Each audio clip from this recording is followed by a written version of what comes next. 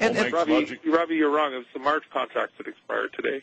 The April contracts, if you look it up, check the NYMEX. You'll see it's March 25th.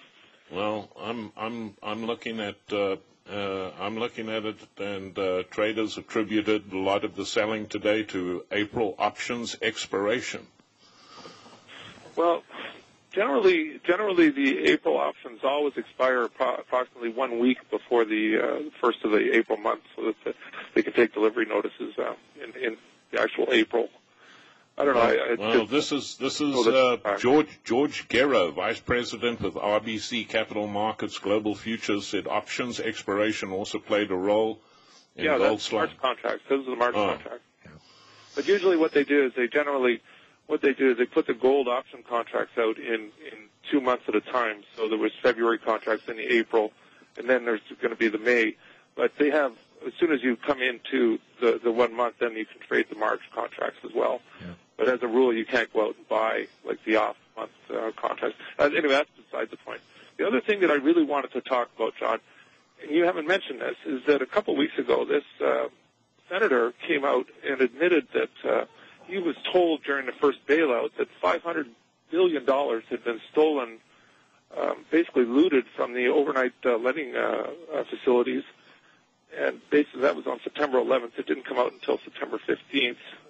And if you recall at that time, they were 2 hours from a total financial collapse of all the markets. Mm-hmm. Yeah, that was Konjorski. Yeah. Can you guys comment on that? I mean, it seems to me that we're seeing a pattern of wholesale looting that's just mind-boggling. There's a lot of discussion around that, and now it appears that there are questions whether that in fact actually did happen, because it appears that Mr. Konjorski maybe was flowering the truth a little, because apparently he got his story from a New York Post reporter. Now, there's a good source of information. Wait a minute now. Who is the reporter? From the New York Post? Yes. Who Konjorski obviously was speaking with prior to his appearance on C-SPAN, where he made this announcement when he was challenged by an irate caller as to why the Congress passed that stimulus bill in such a hurry.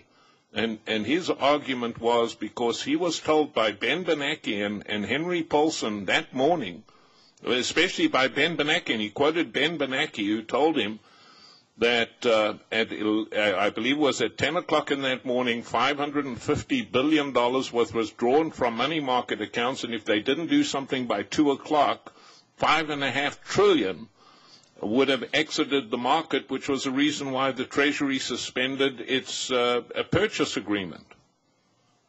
So, yeah, I mean, read into the story whichever you, somebody's lying, and it's obviously whose ever lips are moving. Tony, I thank you for your call, sir. The one thing I didn't ask him was, how much money did you lose playing in that COMEX? Oh, I wouldn't want to tell you that. All right, Fred. There you lose your shorts in a hurry. By the way, we got a minute here, Robbie. What is the Bob Chapman Tuesday special? 20 Silver Eagles, 6 extra fine $10 Liberties, shipped and delivered for $45.95. And didn't you just say recently that those Liberties are going for over $880? Those are the Mint State 61s, like the ones that our lady friend just won. And if you already have a subscription to the International Forecaster, you can extend that for a year. Or if there's somebody you've been really trying to get through to and you have not been able to, maybe you can reach them through their wallet. You may want to forward this on to them so they can enjoy the privilege of having some unfiltered, unfettered, prepackaged, pre-digested information on what the heck is really going on. And if you haven't bought mining stocks, let me tell you, today is a great day to buy miners. They are cheap. Take advantage of it. By the way, you also get that fine ceramic mug.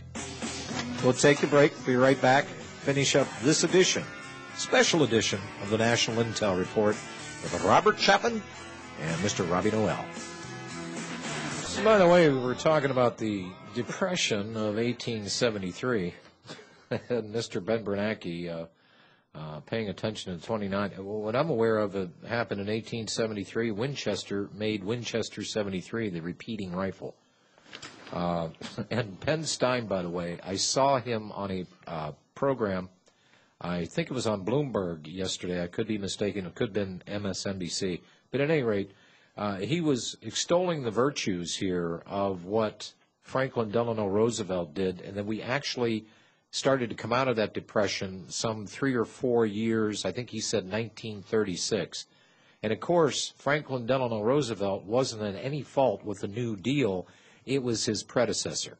So Mr. Stein is very selective in his recounting of the history of this country. One more caller here, Fred in Arkansas. Hello, Fred. Yes, hello. I'm in Hot Springs. Okay.